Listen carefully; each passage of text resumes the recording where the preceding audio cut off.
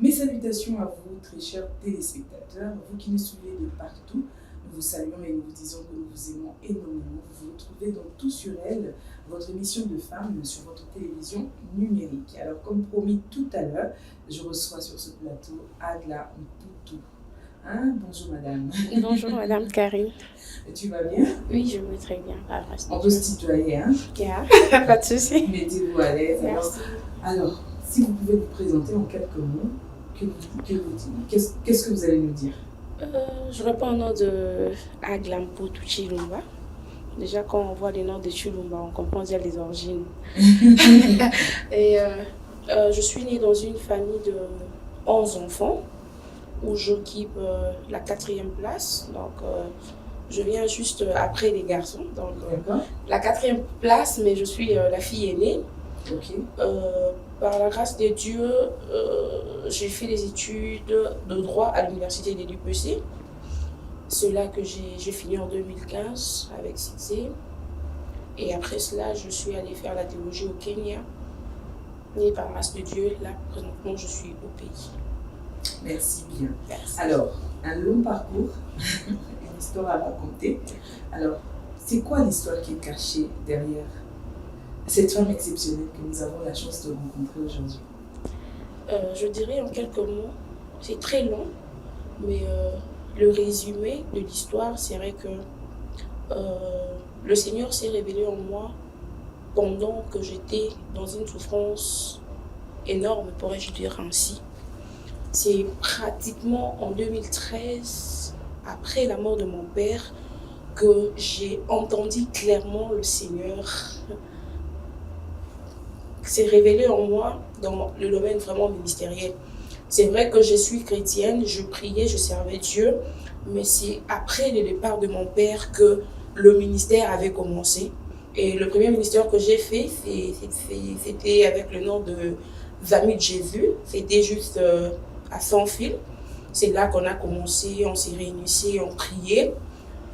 Après cela, quand le Seigneur a permis que je parte au Kenya, j'ai conduit encore un ministère. Le nom du ministère était la Chambre Haute.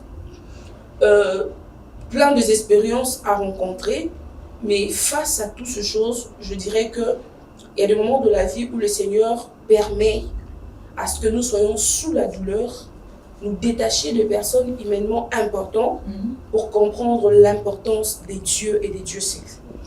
Et c'est après le départ de mon père que j'avais compris que Dieu pouvait prendre en charge les orphelins. Parce que j'avais expérimenté Dieu dans ces domaines-là.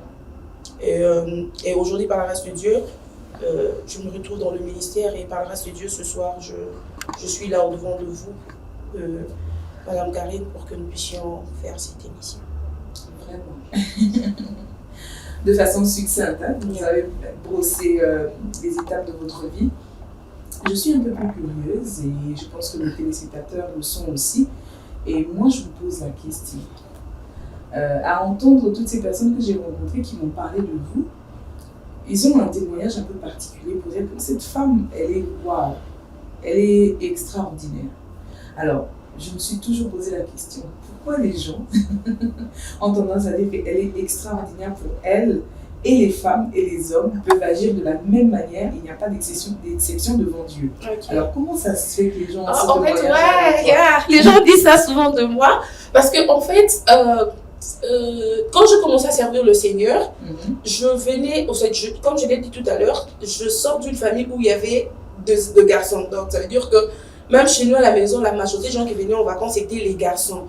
Alors, on avait tous tendance, il y avait des choses, on disait que ça, les hommes peuvent le faire, les femmes ne peuvent pas le faire. Okay. Et quand je commençais à prier, parce que papa c'était vraiment un catholique, et puis on faisait de messe à la maison, c'était vraiment parce qu'il avait travaillé même avec le prêtre, donc à la maison c'était vraiment le catholicisme qui régnait.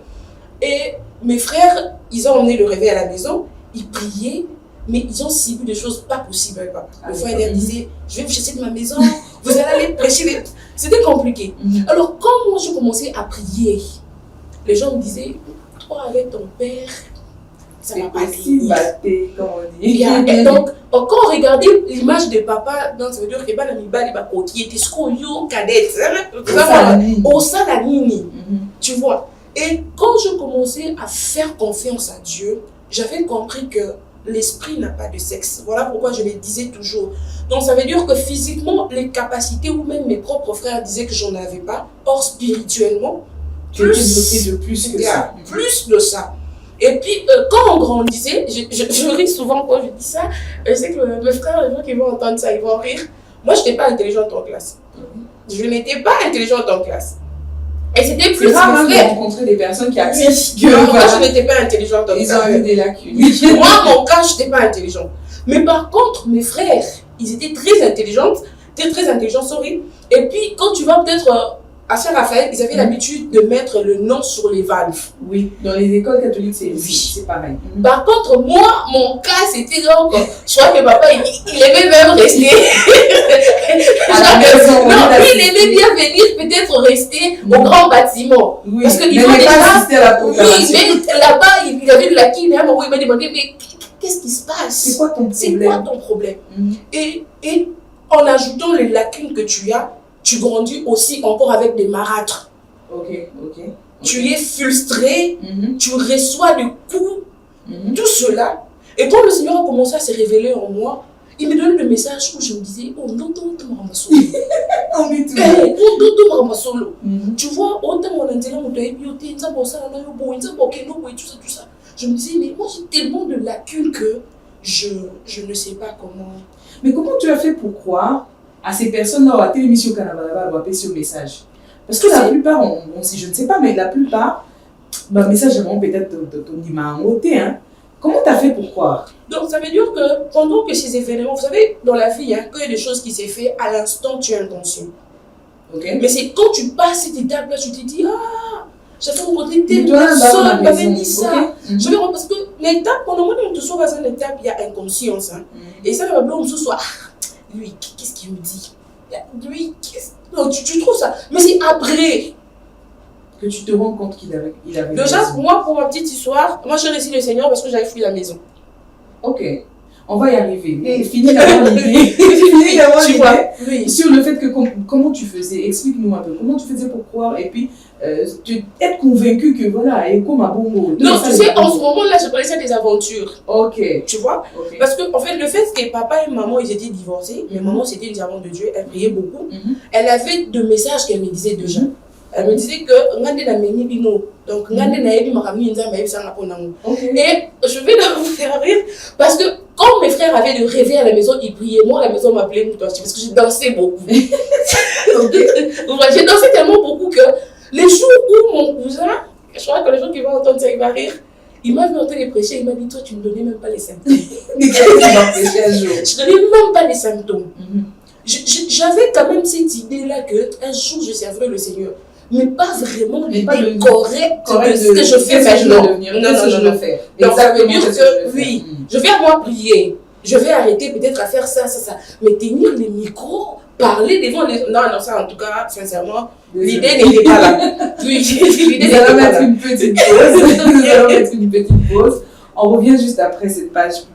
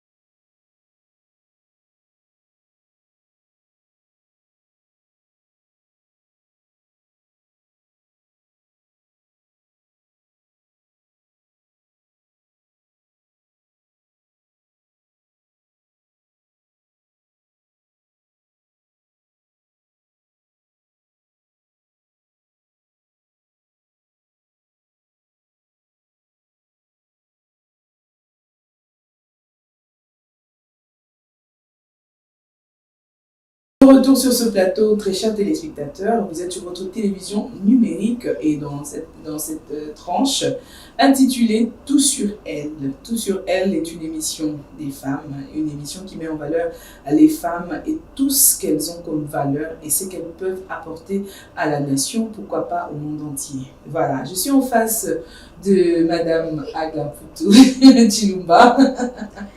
Elle sait pourquoi elle rit. Parce que c'était chaud tout à l'heure. Elle nous a fait rire, elle nous a dit que voilà, elle, quand elle a commencé, quand elle grandissait, on l'avait d'ailleurs surnommée Maman Moutache. Parce que voilà, elle ne présentait aucun symptôme de quelqu'un qui pouvait un jour devenir une femme d'église, une femme d'exception, une femme de différence, une femme qui peut éduquer la masse. Voilà. Alors, dites-moi, Maman Moutouache. Maman Moutouache. Alors, comment ça s'est terminé? Le fait de changer, au fait, comment ça s'est passé, Maman Moutouache? Et puis après, comment on peut savoir symptômes, dis-nous, comment tu as rencontré le Seigneur, justement? En fait, je crois que j'étais en deuxième des humanités. Deuxième, c'est des humanités. J'étais en deuxième des humanités. Alors, j'avais eu un sérieux problème avec ma marâtre et je m'étais décidé de fuir la maison. Et le jour que je fuis la maison, j'arrive vers quartier 1. En ce moment-là, c'était encore le Bicalbutus. Ok. Et quand je fuis la maison... Bon, ça, c'est l'appellation qu'on avait de... Oui, l'ancien temps. Oui. Et quand je fuis la maison cette nuit-là, je me dis, bon, je sais que je vais embrasser la route. C'est fini pour moi. C'est fini pour moi. Et pourtant, c'était le chemin que le Seigneur avait tracé pour me récupérer. Et quand je fuis, je vais rester sous les Bicalbutus de quartier. La nuit. Cette nuit-là, en ces temps-là. Vous imaginez, je m'imagine. Je ne sais pas ceux qui ont connu Kinshasa à l'époque, boulevard Lumumba, à partir de... après le pont, ouais. Après le pont de la rivière Njili, ouais. Justement, après le pont, il y a une entrée qu'on appelle avenue, je crois, si je ne me trompe pas. L'entrée de Sainte-Thérèse. L'entrée Sainte-Thérèse, à l'époque, hein, ouais. L'entrée Sainte-Thérèse. Juste après cette entrée-là, c'était une grande forêt, on va dire. Exactement. Jusque là où on a construit l'avenue Kimuta. Exactement. Alors, à l'époque, c'était... C'est très compliqué. On ne pouvait même pas passer en dessous. Donc, voilà, et je m'imagine que tu devais quitter chez toi pour aller maintenant rester sous ces arbres-là. Je pense que c'est... oui, ça m'effraie rien qu'à imaginer ça pour une fille en plus. Alors, qu'est-ce qui s'est passé le jour où tu as décidé de passer une nuit sous ces arbres? Et cette nuit-là, quand j'ai décidé de passer une nuit sous ces arbres-là, et je suis partie, je me suis dit, bon, c'est fini, j'embrasse la route parce que je ne pouvais pas imaginer certaines choses que je ne peux pas parler en public. Et je m'étais décidé de faire cette nuit-là. Et je crois que c'était vers 23h, j'ai vu un de mes cousins qui s'appelait David. Je crois qu'un jour, il prendra aussi l'occasion d'écouter ça. Je crois que c'est un ange que le Seigneur avait envoyé dans mon chemin. Et en ce moment-là, il était dans le truc de Bomba. En ce moment-là, son fil, il y avait comme un vent, Matarazo, il y avait des trucs, il y avait Makassi, tout ça. Au fait, on va dire des sportifs qui ont créé des gangs, on va dire. Et puis après Rwanda, ils étaient plus en train de faire des choses, je sais pas moi, de boxe, des entraînements. Des entraînements sur la grande route. Exactement. Et quand elle regarde, elle me dit, mais celle-ci, c'est ma petite soeur. Et puis elle vient l'enjeter, elle me dit, toi à 7h, connaissant le regard qui était à la maison, elle me dit, toi à 7h ici, tu fais quoi? J'ai commencé à pleurer. Je lui ai dit, il y a ça, il y a ça, il y a ça, il y a ça, il y a ça. Il est resté, il m'a dit, si je t'amène chez maman va t'amener chez ton père. Donc ça veut dire que la chose que tu as fouillé, en tout cas ça va arriver. Mais je préfère t'amener chez les mamans, donc dans la maison familiale. Et il m'amène dans la famille familiale de maman. Dans la maison familiale des mamans. Quand j'arrive là, je trouve ma tante, paix à son âme, elle s'appelait Mado. Elle est aussi quelqu'un de très chaude. Très chaude. Quand je suis venue, mon père et ma mère, d'abord, je ne sais pas, j'avais 4 ans. Et c'était pour eux comme une occasion, je pouvais aussi être avec eux. Ok. Et ils en ont profité pour te donner plus d'affection. Et directement, elle a pris mon téléphone. Elle a dit que, sachant que j'aimais beaucoup mon père, elle a pris le téléphone. Elle a dit, si je te laisse le téléphone, quand ton père va t'appeler au Kokate, au Zonga, il m'a ravi le téléphone, on est resté. Et à un moment, quand papa est venu, a commencé à appeler, j'ai pleuré, j'ai dit que j'aime beaucoup mon père, je dois prendre le téléphone. Elle m'a dit non, tu ne peux pas prendre le téléphone. Et elle a commencé à avoir de vent, moi la bungi, tout ça. Et un jour, Ma maman aussi, elle vient chez sa soeur parce qu'elle connaissait que sa soeur était très motivée. Elle vient pleurer que sa fille est perdue. Et quand elle vient pour pleurer, sa fille... Elle te trouve non, elle me trouve dans la chambre. Sa sœur aussi, elle a gardé, connaissant maman comment elle est. Elle dit, si je donne à Yajan, à Rosomo, non, quand tu n'es pas papa, maman, parce qu'il y a Bangra à ma cam. Et vu que maman pleurait ardemment, moi, si, elle a 4 ans, elle a dit, t'es hasard. Et puis, quand maman m'a vu, elle m'a dit exactement, non, il faut que je te prenne, que je parte avec toi. Et ma tante, elle a dit, pas question. Tu l'as trouvé ici, à Otikala. Et je suis restée. Maman a vu que la tension, elle était chaude. Elle m'a laissée. Le lendemain, maman est venue me prendre. Elle m'a dit, non, je viens te prendre parce que tu es une fille. Parce que moi, je grandissais avec les garçons. Je portais des pics. Bon, j'étais vraiment bien les garçons. Oui, donc, les chapeaux, et puis notre papa, il achetait pour nous tous les mêmes habits avec des couleurs différentes. Donc, même donc c'était confondu. Donc, j'étais vraiment comme un garçon. Et quand ils m'ont emmené là-bas, maman m'a amené chez elle. Quand elle est venue me prendre, elle m'emmène chez elle. Quand j'arrive, elle me dit, je sais ce que Dieu m'a dit pour toi. Le même jour que ma mère me prend, elle m'amène dans une retraite du combat spirituel, mais c'était à la 15e rue. Ça, je n'oublie pas. Quand je suis arrivée à la 15e rue, c'était pour ma première fois de gêner à sec. Donc, tu gênes de mercredi à vendredi, je crois, soir. Et pendant la retraite, je suis entrée avec la chanson du frère Fali. Comment ça? La chanson qui chantait Coco. Je suis entrée, j'avais ça dans mon téléphone. Et la deuxième chanson, c'était je crois, je suis seule au monde, je ne sais plus c'est qui l'auteur. Cette chanson qui je suis entrée avec ça. Et pendant qu'ils chantaient là-bas, ils chantaient, moi j'avais seulement mes casques dans les oreilles. J'ai dit, en tout cas, papa avait raison. Papa avait raison. Parce que maman, comment une femme peut prendre son enfant, tout ça. Et quand ces encadreurs sont venus vers moi, ils ont commencé à prier pour moi. Dieu va t'étonner, Dieu va faire des choses avec toi. Moi j'ai dit, apana, oh maramnino. Nga kutu ba gêne na ngate. Nga kutu boye. Et donc maman est venue me laisser tout ça là. Et quand je suis sortie de cette retraite, maman elle est venue me prendre. On est passé avec lui la nuit, vers 0h, maman m'a réveillée. Elle m'a dit, je sais ce que je fais. Aujourd'hui tu ne comprendras pas ça, mais demain, tu vas comprendre ce que je suis en train de faire. Et puis elle m'a dit, je ne vais pas te livrer. Elle a prié pour moi toute la nuit, elle a pleuré. Donc quand je dis vivre avec le marâtre aussi, ce n'était pas facile. Et le jour que j'ai vu ma maman, je me suis dit que c'était un moment d'affection, d'attention. Mais sur le champ, je ne pars ici. Elle n'a pas fait ça. Elle m'a prise. Elle est allée me laisser dans la famille de mon père.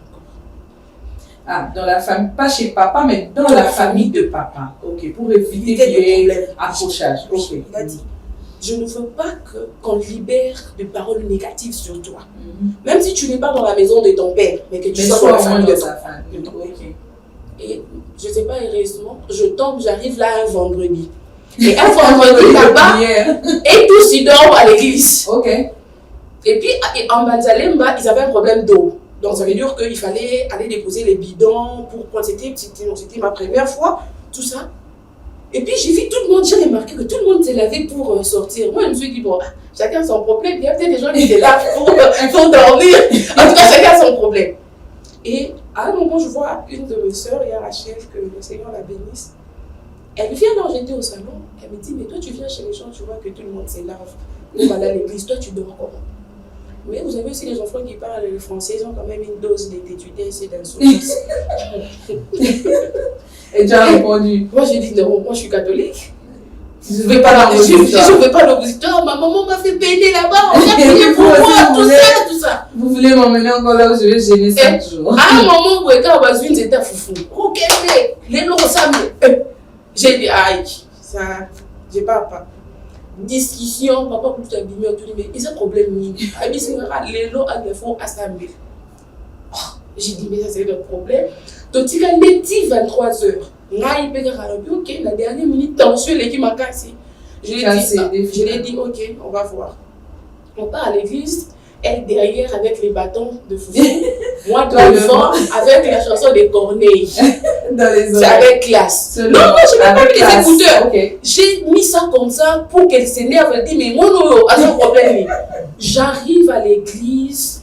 L'église, donc ça veut dire qu'à la porte de l'église, moi, je n'ai même pas l'écouteur sur mon téléphone. J'écoute cette chanson-là, c'est avec classe à haute voix. Et quand j'arrive avec Yah Rachel, cette scène-là, c'est ce qui me retient et qui me maintient dans ma marche chrétienne. Je vois une sœur que je n'avais jamais connue, elle s'est précipitée, elle venait vers moi. Et quand elle arrive, elle m'appelle Agla. Agla, c'est moi Dieu qui a occasionné ces choses, parce que c'était le temps que je te récupère. On ne m'avait pas dit que quand on reçoit le Seigneur Jésus, on laisse les chansons de Corneille. On ne m'avait pas dit, ce jour-là, moi-même, j'avais fait sortir ma carte SIM. Ma carte, en ce moment, on avait mes cartes mémoire. Je l'ai cassée, je commençais à pleurer. Mais non, ma grande sœur, sachant les effets qui sont passés à la maison, c'est comme si je l'avais distrait. Oh. Et la même nuit, je commençais à prophétiser. Et Rachel a dit, et bizarrement, ce que je disais, c'était ça. Avant qu'on arrive là, quand la sœur elle est venue vers moi, mes yeux spirituels sont ouverts. J'ai vu comme dans le mur, il y avait comme l'image de sang, le sang qui coulait. Et il me disait, je fais toutes ces choses pour toi. Et je commençais à pleurer. J'ai pleuré cette nuit-là. Je me suis sentie sale. Je me suis dit, mais comment quelqu'un peut mourir pour moi comme ça? Et moi, tu vois, ces sentiments-là qu'on reçoit le Seigneur, ces sentiments-là, je commençais à servir le Seigneur. C'est comme ça que je reçois le Seigneur. Je commençais à servir le Seigneur, je servis le Seigneur.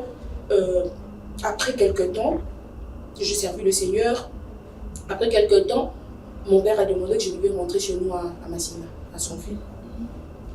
Avec tout ce qu'on avait vécu, de marâtre, tout ça, je dis à mon oncle, je dis, le jour que je vais rentrer chez nous, je vais d'abord laisser la Bible ici. Je vais laisser la Bible, je vais venger. Mais quand je vais finir de venger, je vais revenir pour reprendre la Bible. Oh là là, oh là là. Or, la parole nous lit. Et quand le temps est venu, je suis rentrée aussi à Massine. Sans la Bible? Non, ça veut dire que je suis rentrée avec ma Bible. Mais quand je suis arrivée là-bas, je suis devenue Kouloula. Donc je faisais des choses comme pas possible. Mais tout le monde disait, on a dit que là-bas, elle priait. Donc, il y avait pas des mouches qui l'ont piqué. Donc je suis devenue, je ne sais pas moi, des esprits. Tu avais de la rancœur, on va dire. Oui, j'ai eu une haine, jusqu'à ce que je batte ma marâtre. Oh là là. Donc j'ai fait des crimes. Vous imaginez comment on m'a appelé même des soldats. On est venu comme ça en arrestation. La police est venue. La police est venue te chercher. En arrestation.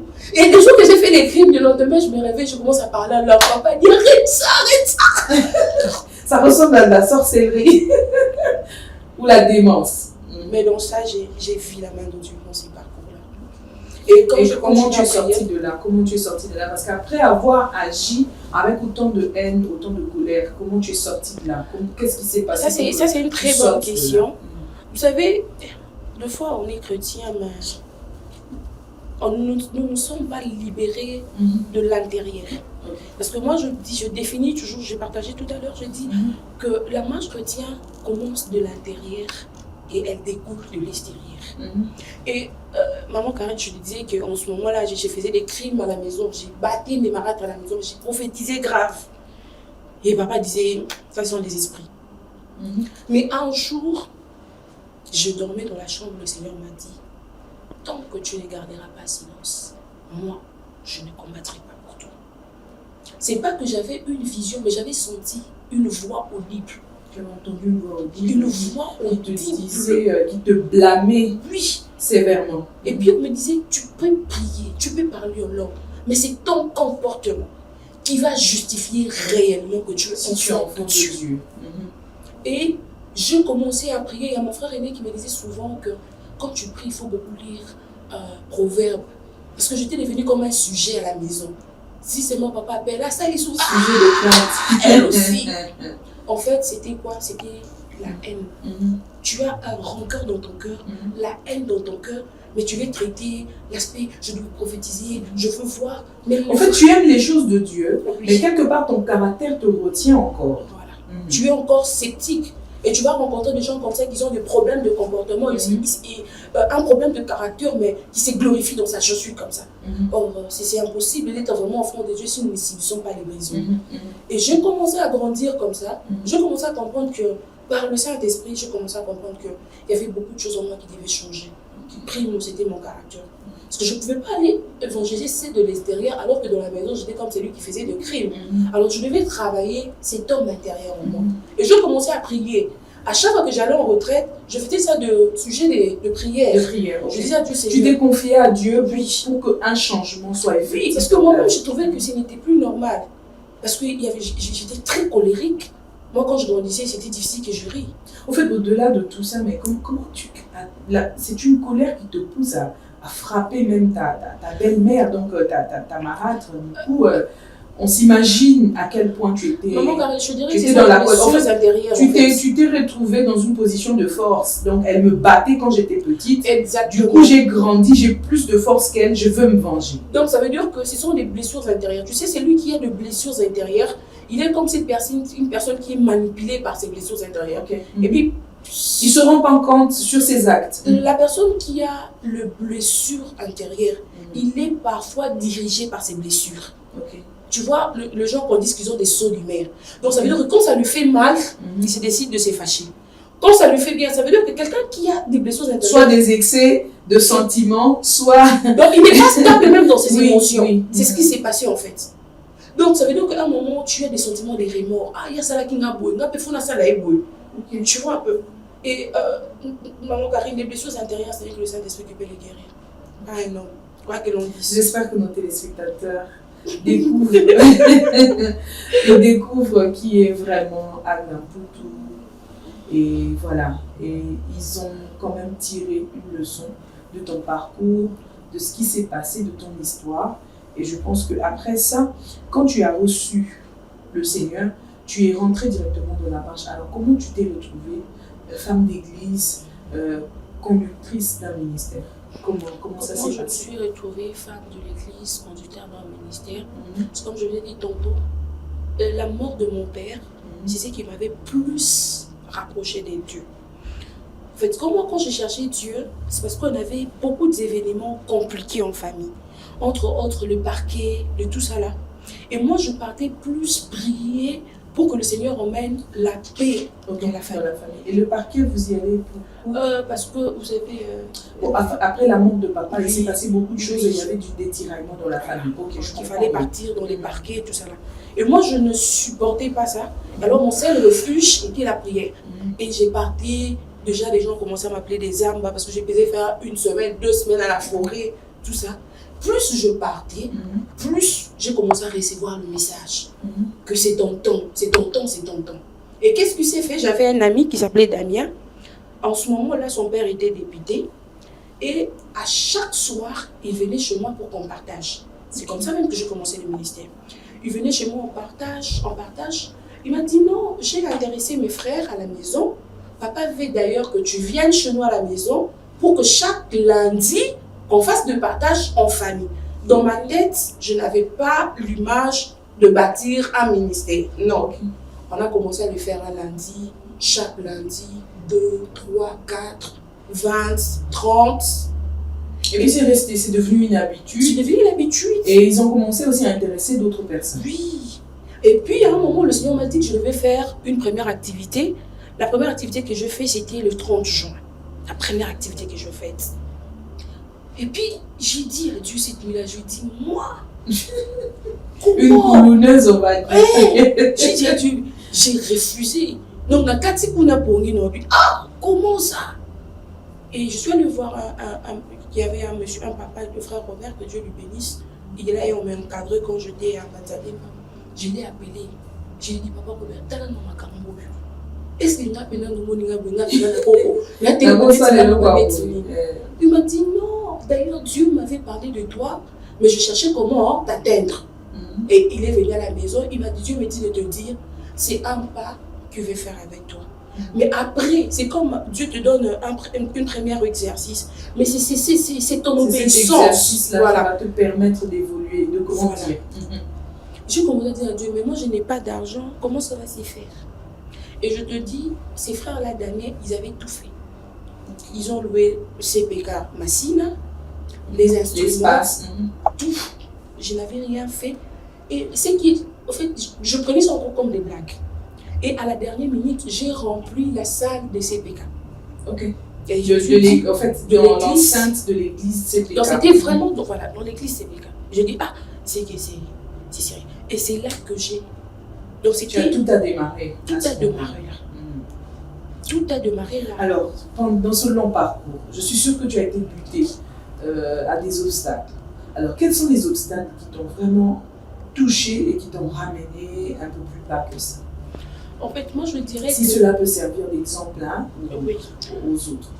D'abord, pour ma petite histoire, j'ai eu à avoir plusieurs encadreurs, mais en ce moment-là, j'avais 2 encadreurs phares qui me conduisaient vraiment.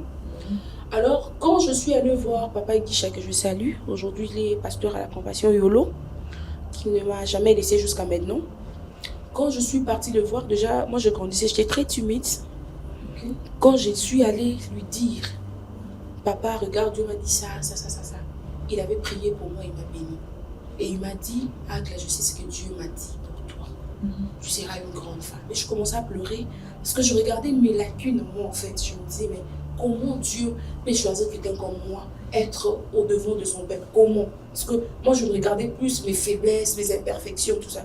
Il m'a dit, heureusement, c'est avec toi que Dieu a choisi pour faire ces choses.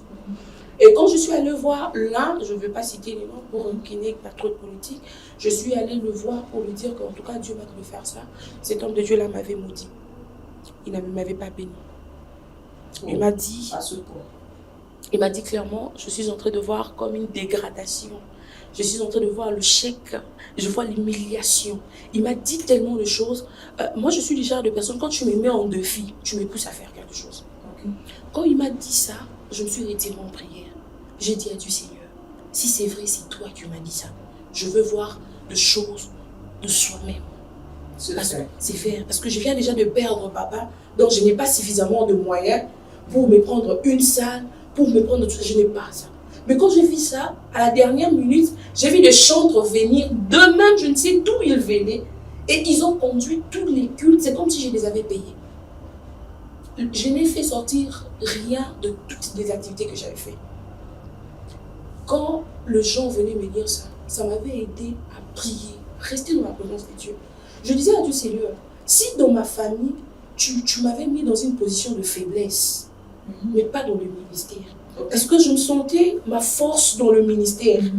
Et dans la vie quotidienne comme ça, quand je parle de choses de Dieu, je ne sèche pas. Oui, ça peut se sentir. Oui, quand je parle de choses de Dieu, c'est comme une seconde nature, je ne sèche pas. Mais comme ça, quand tu viens me parler des choses de la vie, il y a des moments où je manque à dire. Il y a des moments où je dis, ça va aller. Donc en tout cas, ça va aller, ça ne manque pas dans mon dictionnaire. Parce que je me sens limitée. Mais quand on parle de choses de Dieu, je vais parler, tu vas me dire, bavard. Mais quand je finis, tu deviens très calme et puis je continue. Et je dirais aussi une chose aux femmes. Le ministère de la femme n'est pas facile. On est tout le temps jugé. Tout dépend de comment est-ce que tu as écouté Dieu. Ça, c'est très important. Et comment tu t'y es pris. Oui. Parce que quand Dieu te dit une chose, il accomplira. Quel que soit les vents du marin, quel que soit, il accomplira cela. Ce qui nous manque souvent, c'est la confiance en Dieu. Vous savez, la confiance en Dieu, c'est comme ces carburants qui nous emmènent dans notre destinée. Et si nous n'avons pas de confiance, même si nous avons le ministère qui peut représenter une voiture, nous ne pouvons pas arriver à la détermination de notre appel.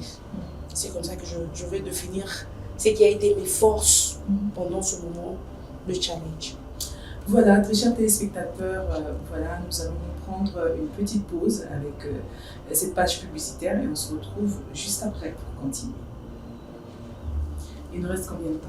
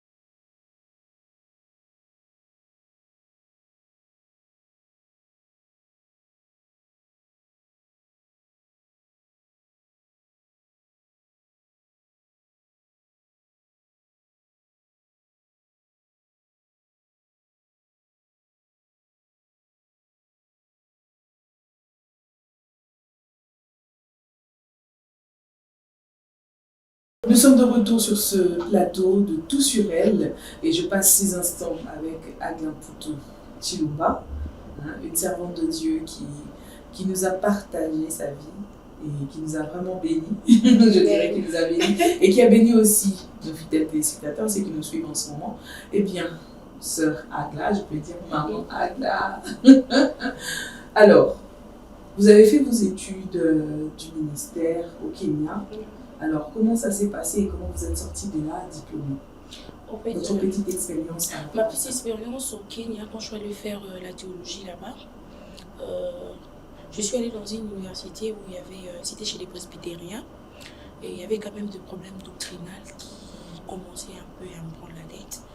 Mais ce qui était important, j'avais compris les éléments importants pour la marche chrétienne.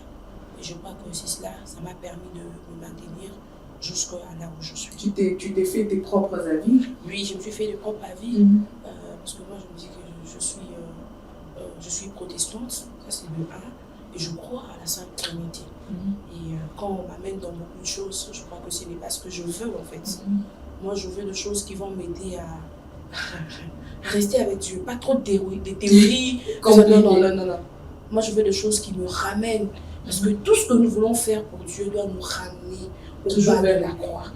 Toujours pas de choses, pas des connaissances qui impressionnent, mais qui ne changent pas. Donc voilà, j'ai appris par rapport à ça. Et tu es revenue bien sûr. Alors tu nous as parlé à un moment donné de ta petite enfance. Tu nous as dit que voilà, toi, vraiment à l'école, là, c'était toi la dernière. Si on parlait de bonnet, là, c'était toi. Alors, comment ça se fait qu'après ça, tu sors avec un diplôme de licence en droit et après, tu as un autre diplôme en théologie? Comment ça se fait? En fait, ce qui s'est fait, c'est vraiment la grâce de Dieu. Parce que physiquement, je ne sais pas comment l'expliquer. Okay. Déjà, moi, j'ai appris à lire en 5e des humanités. Waouh! Vous imaginez? Donc, il y a des choses en moi-même que je trouve tellement des mystères que je ne sais pas. Si on peut ouvrir cette page-là, comment ça se fait que tu passes la primaire sans savoir lire et en 5e des humanités, tu apprends à lire? Qu'est-ce qui s'est passé justement pour que tu arrives à lire, quoi? Parce qu'en 5e des humanités, je dirais que c'est tard. Maman Karine, à chaque fois que je parle de ça, j'ai des larmes. C'est Dieu. Je ne sais pas comment expliquer ça. C'est Dieu. À chaque fois que je prie, je dis à Dieu, Seigneur, je dis quelqu'un qui était destiné à la poubelle en fait. Mais non, Dieu est merveilleux. Je me rappelle, Dieu m'avait dit, j'étais en G1 précisément. Il m'a dit, je te donnerai le diplôme des licences. Et tu n'y serviras pas dans le droit. Mais je vais le faire pour que le monde sache que je suis celui qui ramasse au néant, à la poussière. Je donne la forme. Et quand je me vois moi-même aujourd'hui licenciée en droit, de fois quand on me demande circuit académique, je me dis juriste. Je me dis, c'est grave. Donc il y a le Kotarane Benara na Foulou. Je crois que dans la poubelle de ma famille, Dieu m'avait ramassé. Et Dieu m'avait sélectionné. Donc ça veut dire que j'avais comme un problème. Je sais que les Français, ils donnent des mots, mais je crois que c'était un problème spirituel. Parce que je n'ai pas de mots. Je vous dis que mon père, il a travaillé avec les catholiques. Et il était le seul bureau d'architectes dans la diocèse de Kinshasa. Donc ça veut dire, quand on dit grand professeur, il les prenait pour qu'ils m'enseignent. Mais je n'arrivais pas toujours. On pouvait me donner l'alphabétisation, je peux mettre Babo, Bibo, je peux lire. Mais quand tu me mets Bako, ça me complique l'esprit. Wow. On va dire que tu étais dyslexique, ça se justifie comme ça en psychologie. C'était très compliqué pour moi. Mais je vois le jour, soit maman, elle avait l'habitude de me dire, toi, ta destinée, elle est tellement meilleure que tes frères. Mais physiquement, ça ne se faisait pas voir. Parce que ils étaient toujours la tête. Et moi, j'étais toujours derrière. Et maman Karine, laisse-moi te dire que quand j'ai commencé les choses de Dieu, je me suis sentie comme de l'autre, ça veut dire comme il aurait mort benazangaki et une seconde nature t'a habité, on va dire. Et quand le truc de laisser de papa, mes frères, ils ne me laissaient pas un mot, maman Karine. Quand tu veux dire comme ça, yo, toi tu n'as même pas distingué dans la vie. Toi tu faisais des... Moi j'ai fait même 19%. Toi tu... Mais un jour Dieu m'a dit, le temps viendra. Ça sera toi qu'on va consulter. Ça sera toi qu'on va écouter. Aujourd'hui dans ma famille, mes frères peuvent regarder cette émission. Il y a des moments où ils me consultent. Il y a des moments où ils m'appellent et me disent, qu'est-ce que Dieu a dit pour nous? Mais laisse-moi te dire que la majorité de mes frères, ils ont des thèses, des doctorats, des trucs. Mais moi, par la grâce de Dieu, il s'est dit que c'est quand même la moitié par rapport au degré. Au moins, je te donne ça. Oui, je te donne quand même la moitié. Parce qu'ils étudient toujours. Et donc, c'est comme un juste milieu. Dieu dit, si on a bien un caca dans le ministère, même si on a été traité, moi, tu est mort. Mais je te donne quand même la moitié. Maman Karine, je veux dire ceci. Même Jésus lui-même l'a dit, la Bible déclare que j'ai accepté de le briser par la souffrance. Et face à ces problèmes que j'ai rencontrés dans la vie, face à ces difficultés, vous imaginez que tu fais des choses comme ça, mais tu n'es pas encore avec ta mère. Tu vois comment ça dégrade. Un jour, ma mère m'a tapé, j'avais fait 19%, et m'a tapé à un niveau, donc c'était comme à l'agonie. Même mon père revient la nuit, il dit, c'est moi qui paye les frais. Tu tapes mon enfant comme ça. Aujourd'hui, ma force en fait, c'est la lecture. Et j'achète des ouvrages comme pas possible. Tu t'as fait souffrir dans l'enfance. J'ai lu comme pas possible. J'ai des ouvrages comme pas possible. Quand je dis que je me concentre pour lire un livre, je les lis et puis je te fais la synthèse. Face à ces choses, je blaire. Voilà pourquoi moi je suis tout le temps en retraite. Alors, on va s'arrêter là. On va s'arrêter là. Je crois que nos très chers téléspectateurs comprendront que Madame Agla pourra revenir une seconde fois. Et cette fois, justement, pour parler de la femme congolaise qui présente aussi certaines lacunes comme ceux que tu as eues. Et quelle serait ta pensée, quelle serait ta réflexion pour les booster et les pousser encore plus loin. Alors, votre mot de la fin. Je dirais merci à toute l'équipe qui m'ont reçu ce soir. Maman Karine, son réalisateur, que le Seigneur vous bénisse énormément, que le Seigneur ajoute au-delà de ce dont vous aviez dégagé comme énergie. Je vais dire à la jeune fille faible, présentement, qui subit peut-être le même chose que j'ai subi dans mon passé, que Dieu est capable. Ça c'est de 1 et de 2. Dieu n'a pas encore fini d'écrire son histoire avec toi.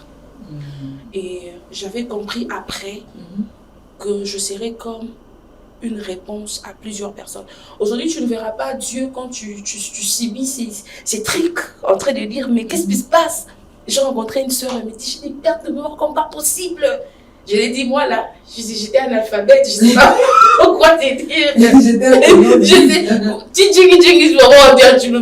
C'était moi. Mais faisons confiance en Dieu et n'oublions pas que Dieu est en train d'écrire une histoire avec nous. Et demain sera meilleur. Aujourd'hui, je me tiens devant des hommes intellectuels, non parce que j'ai fait les droits, mais au nom de la parole de Dieu. Je me tiens, je parle et les gens sont bénis. Ça veut simplement dire que quand Dieu nous a créés, en tout cas, tout était parfait. Tout était parfait. Merci beaucoup. Et très chers téléspectateurs, voilà, c'était la maman Agla, pasteur Agla, on va dire ça comme ça. C'était là la sœur Agla que vous affectionnez pour ceux qui la connaissent et pour ceux qui ne la connaissent pas. Vous venez d'écouter son histoire et je pense que son histoire vous a béni. Elle nous a dit tout sur elle, sans voile, sans barrière. sans cacher son visage. Elle nous a tout dévoilé. Et en tout cas, je vous demande de rester branchés sur la télévision numérique pour la continuité. Je pense qu'elle va nous revenir très prochainement. Et si Dieu le permet et que voilà, son programme n'est pas très chargé, elle pourra nous revenir. Comme ça, elle va terminer ce qu'elle a commencé. Okay. Elle va terminer cette édification. Je pense que vous avez été édifiés, vous avez appris quelque chose sur sa vie, sur son histoire. Et nous nous retrouvons très prochainement. Ciao, ciao, ciao, ciao, ciao. Bye, bye, bye, bye.